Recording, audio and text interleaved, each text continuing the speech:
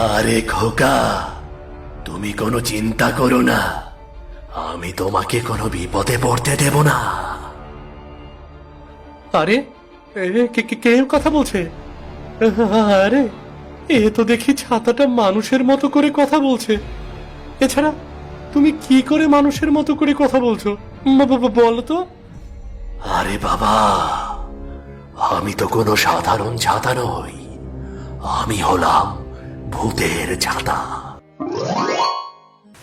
Sir, আমি কি ক্লাসে আসতে পারি?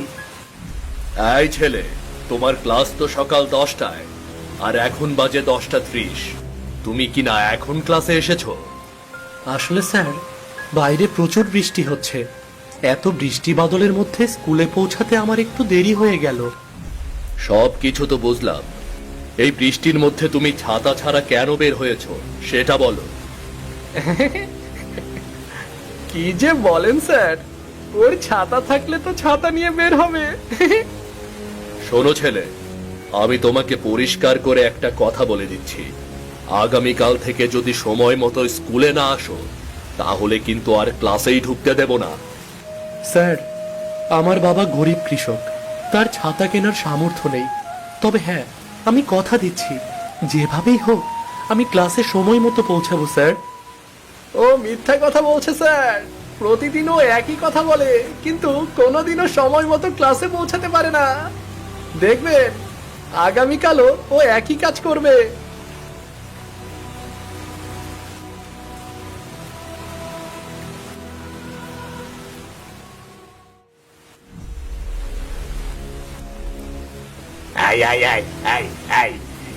এই যে দিব্যি তো আমাকে দেখে না দেখার ভান করে চলে যাচ্ছিস, তাই না? কিছু খাবার দে, খাবার দে। খোদায় আমার জীবন যায় যায় অবস্থা। এই খাবার দে না, দে খাবার দে, খাবার দে। আরে বাবা, আমি খাবার পাবো কোথায়? আমি কি সাথে করে খাবার নিয়ে এসেছি নাকি? কেন কেন, এত বড় একটা জঙ্গল, জঙ্গলে ঘুরে আমার জন্য খাবার জোগাড় কর, যা যা যা। ওখানে কিছু ফলমূল পেয়ে যাবি, যা যা যা যা যা যা যা যা, আমার জন্য দুটো ফল পেরে নিয়ে আয়, যা তো যা তো, যা যা যা। আচ্ছা বাবা, ঠিক আছে, আমি তোমার জন্য ফল পেরে নিয়ে আসছি।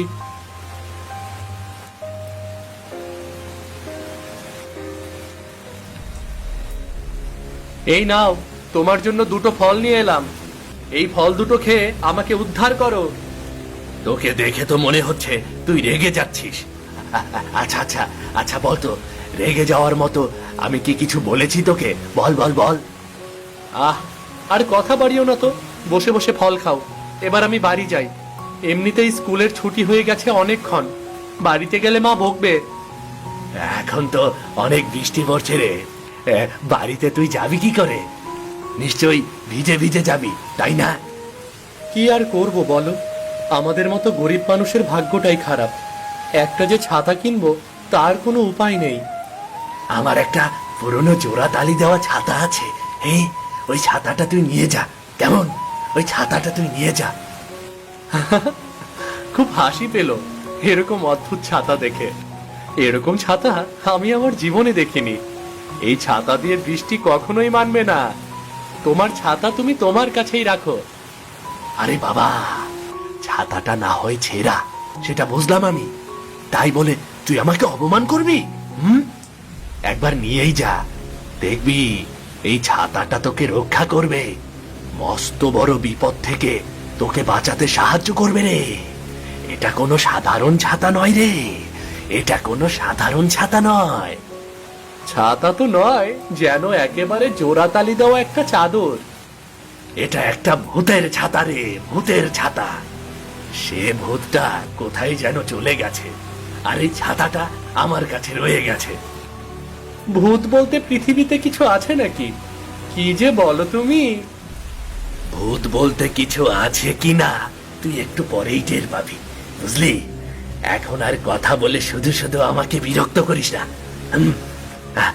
আমার সামনে থেকে বিদায় হ, যা যা যা, আমার সামনে থেকে বিদায় হ।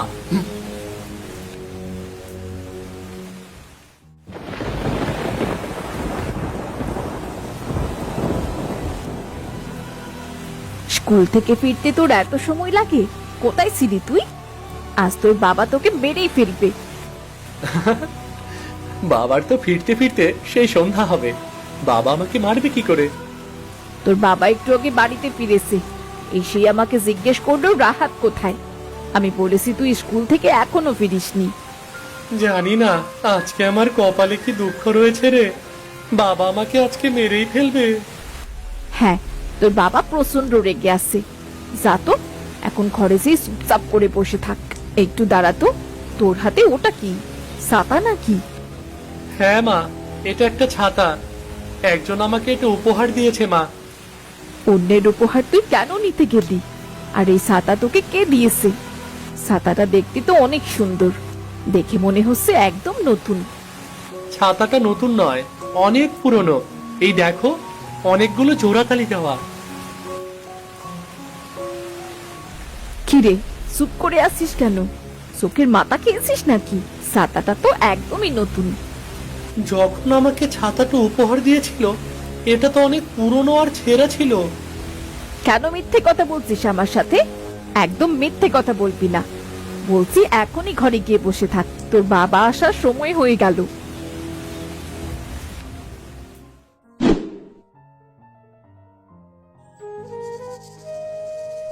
ছাতা, ও ছাতা, তোমাকে আনতে গিয়ে আমাকে কত বড় বিপদে পড়তে হলো।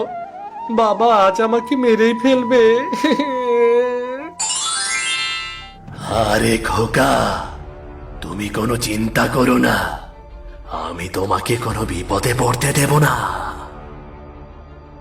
আরে, কে কথা বলছে? আরে, এ তো দেখি ছাতাটা মানুষের মতো করে কথা বলছে। এছাড়া তুমি কি করে মানুষের মতো করে কথা বলছো বলো তো? আরে বাবা, আমি তো কোনো সাধারণ ছাতা নই, আমি হলাম ভূতের ছাতা। আর ভূতের ছাতা মানুষের মতো করে কথা বলতে পারে। তুমি কি আজকে সত্যি সত্যি আমার বাবার হাতের মারের থেকে আমাকে বাঁচাতে পারবে? আরে বাবা, কেন পারবো না? তুমি তো জানো না আমার অনেক ক্ষমতা। আমি নিশ্চয়ই তোমাকে তোমার বাবার হাত থেকে রক্ষা করব। ওই তো তোমার বাবা চলে এসেছে। এই রাহাত, কোথায় গেলি? তাড়াতাড়ি বের হয়ে আয়। কোথায় গেলি রে? আজ আমার কপালে অনেক দুঃখ রয়েছে। ওই যে শোনো, বাবা কেমন জোরে জোরে চিৎকার করছে। আরে বাবা, তুমি শুধু শুধু চিন্তা করছো। তোমার বাবা তোমার ওপর একটুও রেগে নেই। দেখবে, তুমি কাছে গেলে তোমার বাবা তোমাকে আদর করবে। ওরে রাহাত, কোথায় গেলি রে? একবার এদিকে আয় বাবা, কতক্ষণ ধরে তোকে ডাকছি। আয় এদিকে। আমাকে ডাকছিলে বাবা? বলো, কি বলবে? আমি তোকে খুঁজতে খুঁজতে হয়রান হয়ে গেছি। কোথায় ছিলি? আয় বাবা আয়, আমার কাছে আয়। আজ তোকে হাটে নিয়ে যাব, আর দারুণ একটা ফুটবল কিনে দেব তোকে। ও মা, তুমি কেন শুধু শুধু মিথ্যা কথা বললে যে বাবা আমার উপরে রেগে আছে? এই তো, বাবা তো আমাকে বেড়াতে নিয়ে যাবে। একটু আগেই তো বাড়ি এসে চিৎকার চেঁচামেচি করছিতে, জিজ্ঞেস করলে ছেলেটা কেন বাড়ি ফিরছে না। আর এখন দেখো তো, ছেলেকে দিব্যি কোলে নিয়ে বসে আছো।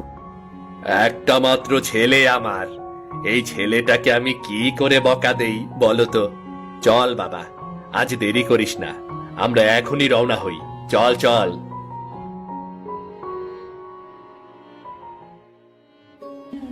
আজ বাড়ি ফিরে তোকে দেখতে পেলাম না। তোর মা বলল তুই নাকি স্কুল থেকে ফিরতে দেরি করেছিস। তা কোথায় ছিলি রে বাবা? জানো বাবা, আজকে একটা অবাক ঘটনা ঘটেছে।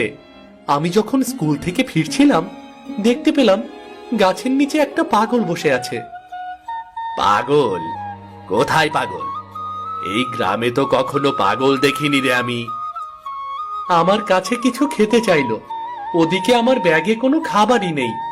মা যা টিফিন দিয়েছিল আমি তো স্কুলেই খেয়ে ফেলেছি। তারপর কি করলি তুই? কি আর করব, কিছু ফল জোগাড় করে পাগলটাকে দিলাম। সে প্রচন্ড ক্ষুধায় কাতর ছিল, আর সে আমাকে একটা দারুণ ছাতা উপহার দিয়েছে। যাক, ভালোই হলো, তুই একটা ছাতা পেয়ে গেলি। এই কটা দিনে তো বৃষ্টিতে অনেক কষ্ট করে স্কুলে গিয়েছিস তুই। কিন্তু বাবা, ছাতা উপহার দেওয়ার সময় পাগলটা কি কি যেন বলছিল। সে বলছিল এটা নাকি ভূতের ছাতা, এই ছাতার মালিক নাকি একটা ভূত। পাগল মানুষ কি বলতে কি বলে ফেলেছে, আর তুই সেটা ধরেই বসে আছিস। চলো বাবা, আমরা মেলায় কেনাকাটা করে তাড়াতাড়ি বাড়ি ফিরে যাই। আকাশের অবস্থা একদমই ভালো না, বৃষ্টি আসতে চলেছে। এরপর যখন বের হব না, তখন সেই ছাতা নিয়েই আমরা বের হব, তাহলে আর বৃষ্টিতে ভিজে যাব না।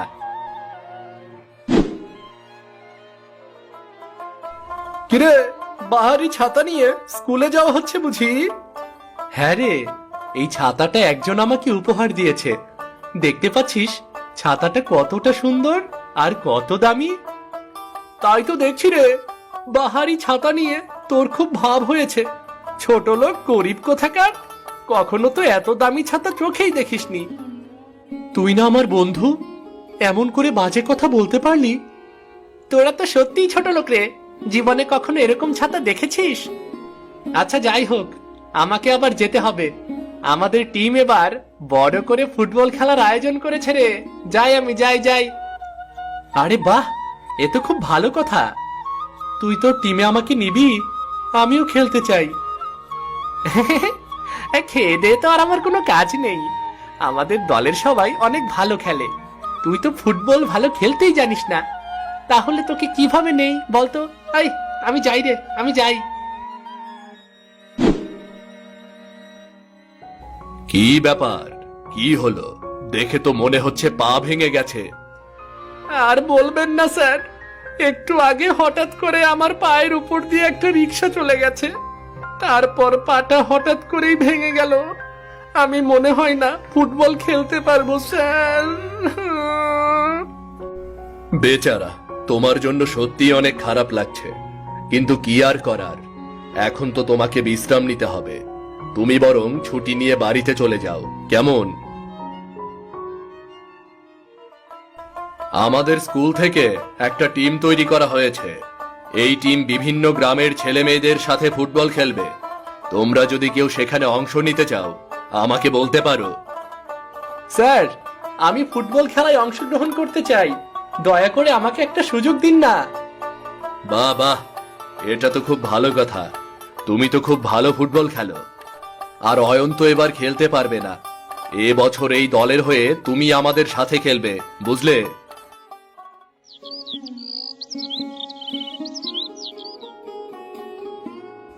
ভূতের ছাতা, ও ভূতের ছাতা, আজকে একটা অবাক কাণ্ড ঘটেছে। তোমাকে সবকিছু খুলে বলি। তোমাকে সব না বললে তো আবার আমার পেটের ভাত হজম হয় না। তোমার বন্ধু অয়নের পা ভেঙে গেছে, তাই না? জানি, আমি সব কিছু জানি। আমাকে আর তোমার কিছুই বলতে হবে না। আচ্ছা, তুমি এত কিছু কি করে জানলে? এই ঘটনার সাথে তোমার হাত নেই তো কোনো? তুমি ঠিক ধরে ফেলেছ, এই ঘটনা আমি ঘটিয়েছি। আজ সকালে তোমার বন্ধু যখন তোমার সাথে খারাপ ব্যবহার করছিল, তখন আমার অনেক মন খারাপ হয়, আর তাই তো আমি ওর পাটা ভেঙে দিয়েছি। এটা তুমি কেমন কাজ করলে ভূতের ছাতা? না না না না, এটা করা তোমার একদম ঠিক হয়নি। আমি যা করেছি একেবারে উচিত কাজ করেছি। তাছাড়া তোমার বন্ধুর পা ভেঙে তো ভালোই হলো, এখন তুমি ফুটবল খেলতে পারবে। তোমার বন্ধু আজকে তোমাকে গরিব বলে কতই না অপমান করলো, এরপর আমি আমার জাদু শক্তি দিয়ে ওকে শাস্তি দিলাম। তুমি কাউকে আর কখনো আঘাত করবে না, আমাকে তুমি কথা দাও ভূতের ছাতা, আর কখনোই কাউকে আঘাত করবে না। আচ্ছা বাবা, ঠিক আছে, আমি আর কখনোই কাউকে আঘাত করব না, কিন্তু তোমার পেছনে যে লাগতে আসবে আমি অবশ্যই শাস্তি দেব।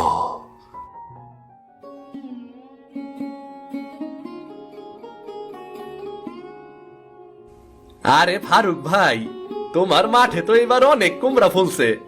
এইবার তুমি অনেক টাকা লাভ করতে পারবা। তোমার তো আর কোনো চিন্তা নাই। এবার ঈশ্বর আমার প্রতি দয়া করেছে। কি আর করব বল, আমার তো আর তোর মতো কারি কারি জমি জমা নেই। তোর বাবা তো অনেক জমি রেখে মারা গিয়েছে, আর আমার বাবা আমার জন্য কিছুই করতে পারেনি। এইটুকু জমিতে কাজ করে যা পাই তাই দিয়ে কোনো রকমে টেনে টুনে সংসার চালাই রে। তুমি তো ছোটকাল থেকেই তোমার বাবার সাথে মাঠে ঘাটে কাজ করছো, আর আমি শুধু ঘুরে বেড়াইছি। এই জন্যই মাঠের কাজ তেমন একটা আমি বুঝি না। আমি আর জীবনে কিছুই করতে পারলাম না গো। আর তোমারে দেখো, এই একটু জমি দিয়াই তুমি কত কিছু কইরা ফালাইছো, নিজের বাড়ি করছো। আমি আরো অনেক কিছু করতে পারতাম যদি এই কুমড়োগুলো শহরে বিক্রি করতে পারতাম। মোড়ল আমাদের ঠকাচ্ছে, ঠিক মতো দাম দিচ্ছে না। আরে ফারুক ভাই, চুপ চুপ, মুখ বন্ধ করো। মোড়ল যদি জানতে পারে তার কাজ বাদ দিয়া শহরে এগুলা বিক্রির কথা ভাবতাছ, তাইলে কিন্তু মাইরে ভালাবো একদম। কি আর করব, এভাবেই তো জীবনটা কেটে গেল। আচ্ছা ঠিক আছে, আমি বরং বাড়ি যাই। তোর সাথে আবার পরে দেখা হবে। বাড়ি যাই।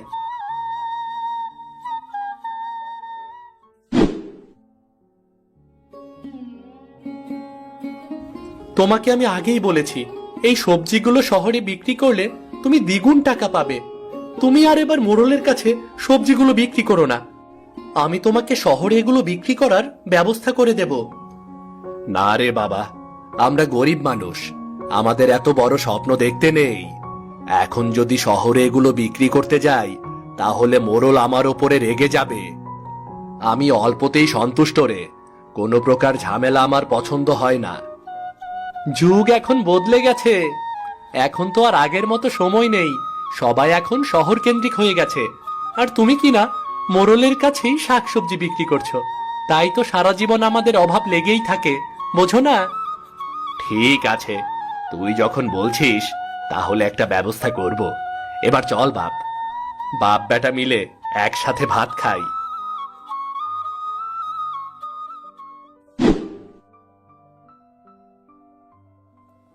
মোড়ল সাহেব, ও মোড়ল সাহেব, আপনার সাথে জরুরি একটা ব্যাপারে কথা বলতে এসেছি।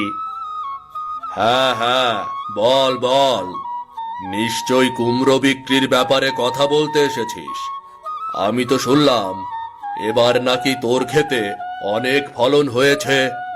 যা, সবগুলো কুমড়ো নিয়ে আয়, আমি কিনে নেব। ক্ষমা করবেন মোড়ল সাহেব, এবার আমি কুমড়োগুলো শহরে বিক্রি করতে চাই। তোর সাহস তো কম নয়, তুই আমার সামনে কুমড়োগুলো শহরে বিক্রি করার কথা বলছিস। তুই জানিস আমি তোর কি করতে পারি? মোড়ল সাহেব, আমার ছেলেরা বড় হচ্ছে, আমার খুব ইচ্ছা ওকে শহরে ভালো স্কুলে পড়াবো। আপনি আমাকে সঠিক মূল্য দিচ্ছেন না। এদিকে শহরে গেলে ভালো দাম পাওয়া যাবে।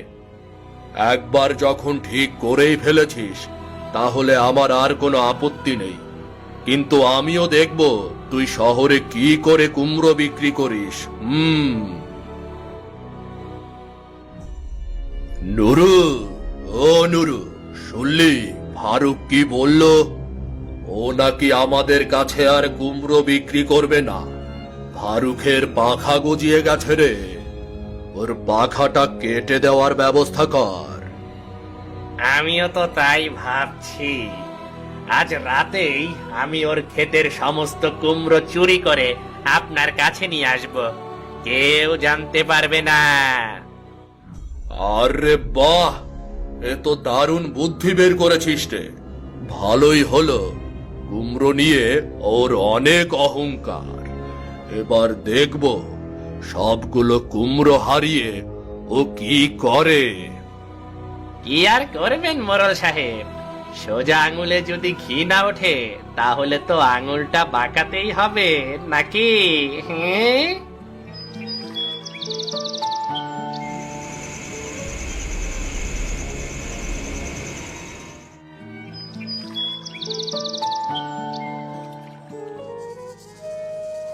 হায় হায় রে, হায় হায়, আমার কত বড় সর্বনাশ হয়ে গেল।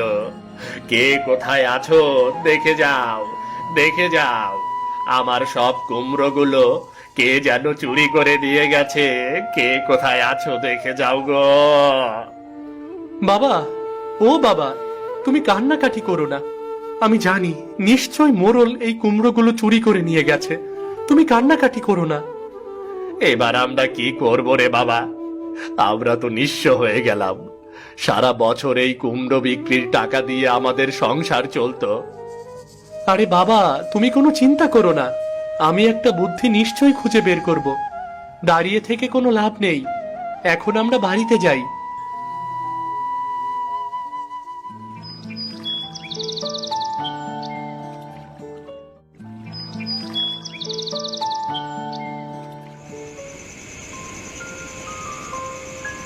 ছাতা, ও ভূতের ছাতা, জানো কি হয়েছে? আমাদের একেবারে সর্বনাশ হয়ে গেছে। সবগুলো কুমড়ো চুরি হয়ে গেছে। আমি আবার জানবো না? তা কি করে হয় রে? ঘরে থাকলেও আমি সব কিছু জানি। আর এটাও জানি কুমড়োগুলো কে চুরি করেছে। কি বলছো তুমি? সত্যি সত্যি জানো ওই কুমড়োগুলো কে চুরি করেছে? ঠিক আছে, তুমি তাহলে বলো, বলো তুমি। তোদের ক্ষেতের কুমড়োগুলো চুরি করেছে মোড়ল। আগামীকাল সকালে তুই তোর বাবাকে নিয়ে ওই মোড়লের কাছে যাবি। কি বলছো কি তুমি? মোড়ল আমাদের এত বড় ক্ষতি করলো, কিন্তু সকালবেলা গিয়ে কি হবে? আরে বাবা, তোকে যেতে বলেছি, তুই যা। কি হবে না হবে সেটা আমি দেখব। ভালো করে কুমড়োগুলো পরীক্ষা করবি, আর দেখবি ওখানে তোর নাম লেখা আছে। কি বলছো তুমি? আমার নাম কে লিখলো? এটাই তো আসল মজা রে। সবকিছু আমি করেছি। আমি তো ভূতের ছাতা। এসব তো আমাকে করতেই হবে।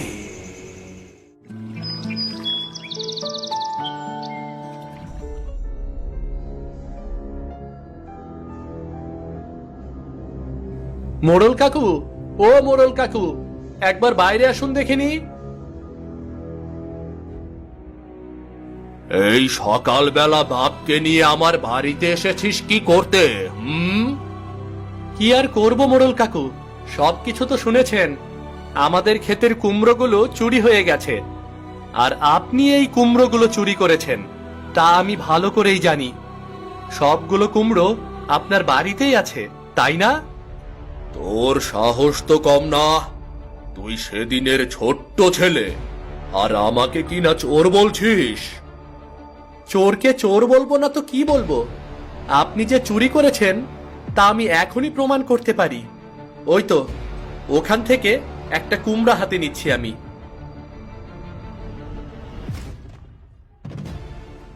দেখুন, এখানে আমার নাম লেখা আছে, দেখুন, এই যে। কি বলছিস তুই?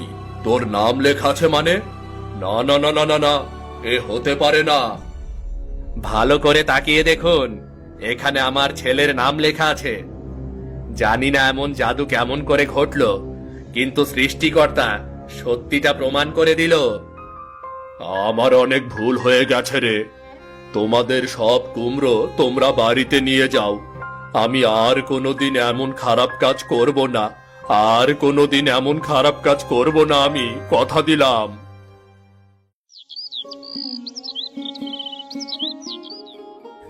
আজকে তোর জন্য সবগুলো কুমড়ো ফেরত পেলাম রে, কিন্তু এই কুমড়োর মধ্যে তোর নাম কি করে এলো বলতো?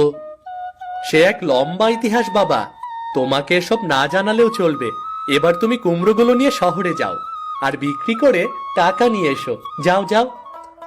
তুই যদি বলতে না চাস তাহলে আমি জানতে চাইবো না, কিন্তু আজকে তোর জন্যই এই কুমড়োগুলো আমি উদ্ধার করতে পারলাম রে, একমাত্র তোর জন্যই।